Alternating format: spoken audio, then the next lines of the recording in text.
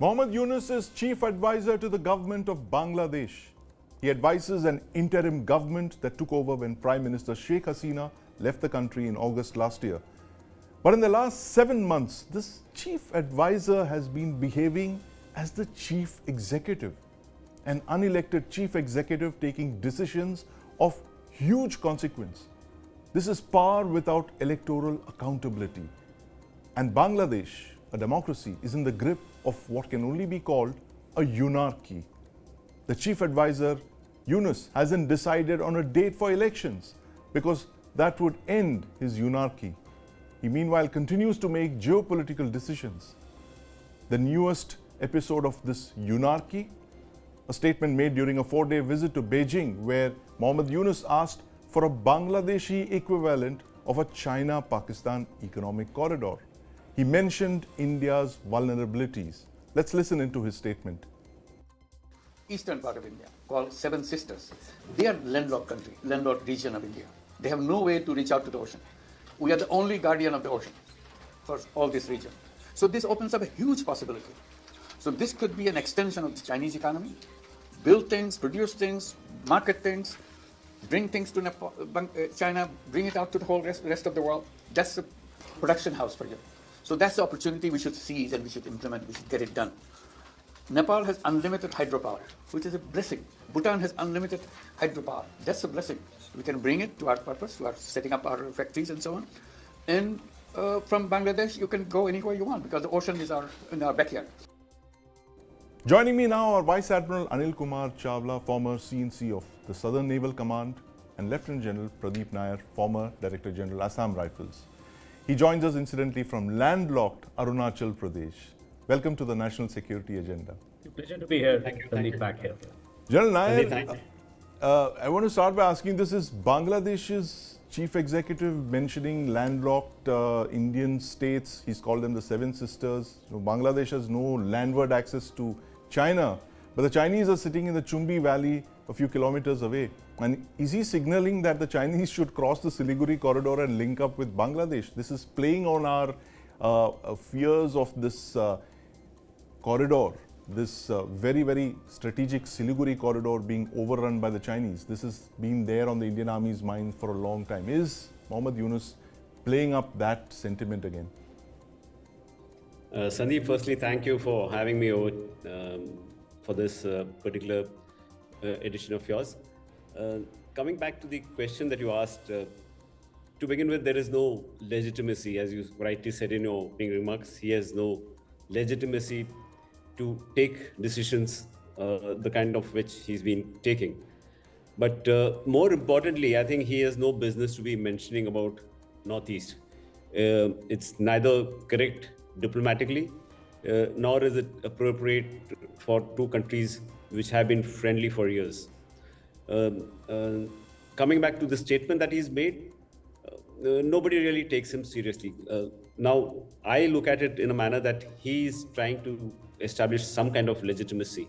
The purpose for which he was positioned in power was essentially to create circumstances to form a new government, for which he asked, well, I'm going to undertake certain reforms, electoral reforms, political reforms, economic reforms, military reforms, you name it, and all of that he wanted to do. What is the support that he has today? When he started out, he had the huge support of political parties other than the Awami League. But today, the BNP, the other parties that are there, are all asking for some kind of a assurance from him for an election date, which he is still not proclaimed, though there are feelers where the army has told him to have it within the next 6 months.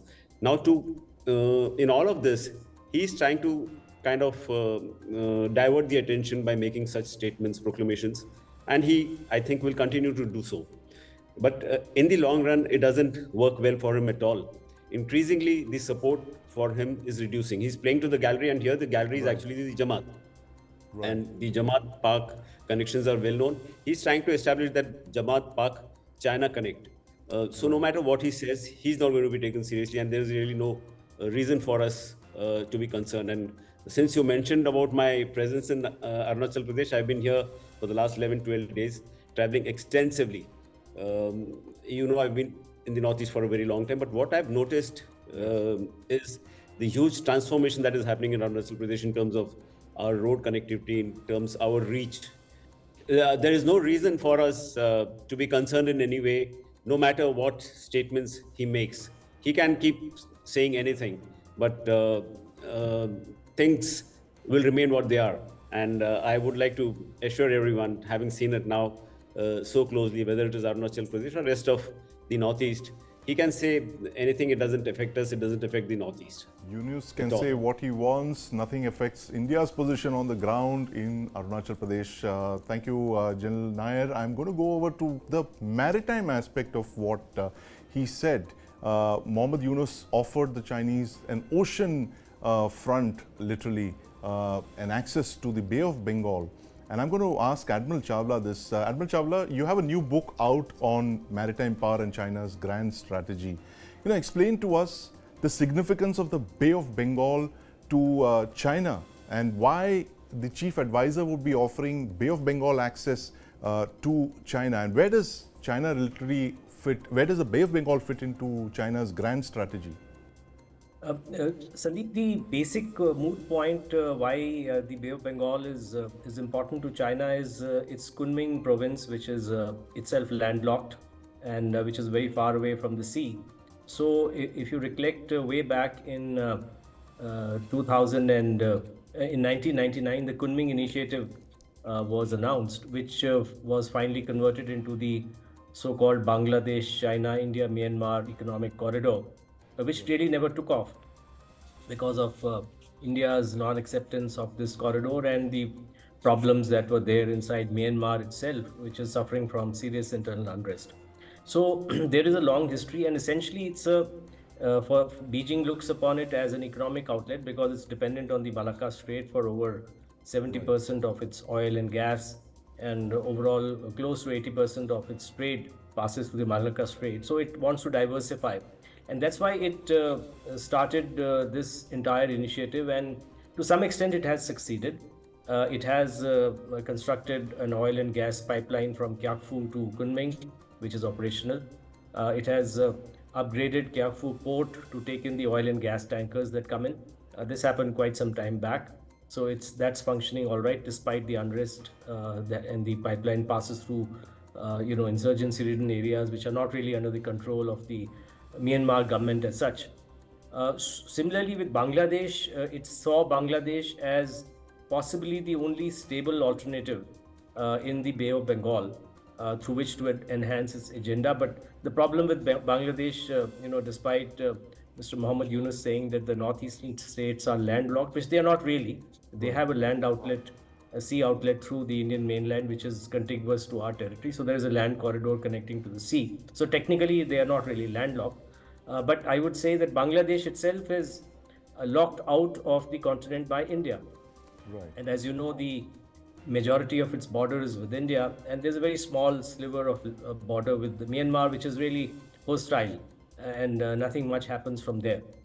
But if you look at the other way, China's initiatives with Bangladesh are not new. They've been going on for a long time. Yes. What has been worrying us is particularly their involvement in maritime infrastructure projects, Right. even under the Sheikh Hasina government. I mean, this has continued despite different governments being in power, because Bangladesh uses the China card to obtain more concessions from India, and I suppose that's their national policy. Of so course, you can't really. so China helped Bangladesh build a submarine base for over $1 billion in Cox's Bazar. It was inaugurated just about 2 years back. Ironically named BNS Sheikh Hasina. One doesn't know if that name continues, but that tells you about China's intent there in the Bay of Bengal. It's a strategic intent for China. But moving over to SAARC and BIMSTEC. General Nair, in the last decade, India had put SAARC in cold storage because of Pakistan. It encouraged BIMSTEC instead, eastward looking, Bangladesh and the countries around the Bay of Bengal. Do you see BIMSTEC now going into the deep freeze with this recent statement by the chief advisor? There's a BIMSTEC meeting in Bangkok a few days from now. Do you see this statement of his kind of overshadowing that meeting that's due a few days from now? Well, Sandeep, I don't really think so. Like you said, the BIMSTEC meeting is around the corner, 2nd to 4th of April. Our Prime Minister will be going there. And as you would know, this is the 6th edition that is happening in Thailand. The last one, of course, happened in Sri Lanka. Yes. And coming to the kind of support that he has amongst the BIMSTEC members, I don't think there's anybody who's openly supporting Yunus for whatever he's worth. Surely everyone knows he's just an interim country head who's been kind of para-dropped there with a certain directive or a certain agenda that he has to establish a government, which is what the other countries of BIMSTEC would be looking forward to. And being the kind of person that he is, he would make some more statements also, which should not affect us, and nor will it affect BIMSTEC. And coming to India's contribution to BIMSTEC has been tremendous. It has been tremendous indeed, and that meeting is going to play out in a couple of days from now. Will be watched with great interest given the statement that was made just on the eve of that. But coming back to the maritime theatre, Admiral Chawla, we've been seeing a lot of Chinese spy ships, snooping around in the Bay of Bengal, in the Andamans. They are almost a persistent presence there now. Given the fact that the Bay of Bengal is so important for India's second strike, our nuclear deterrent is based on the Bay of Bengal, and the patrol areas for our strategic submarines would be the Bay of Bengal. Would you look at China's imprint in the Bay of Bengal with a lot more concern than you would otherwise? No, absolutely. So this has always been a larger concern for India, and particularly in the maritime side for the Indian Navy. The only helpful part is that China currently doesn't really have a foothold there in terms of a military base, though there were rumors that it would try and obtain this in Myanmar, but I don't think that's going to happen. So currently, as you said, spy ships keep operating, which frankly operate from other countries as well. I mean, the Western countries have also operated these ships and aircraft in the past because of various reasons. One reason, of course, being that's also the area in which our rocket and missile and satellite launching sites are there, and the trajectory is over the Bay of Bengal. And so there would be an interest in tracking them. I think we should not be, while taking cognizance of what China is doing, we should be more interested in developing, and that's what I argued in not exactly in the book, but in many other articles, that we should be more focused on ensuring what we need to do. And we have to firstly acknowledge that China's presence will be perennial in both Bangladesh and Myanmar. It has been so. You can't really replace but what India needs to do is to ensure that it has a competing influence, that it does not allow China's influence to go the way it has gone in Pakistan, for example.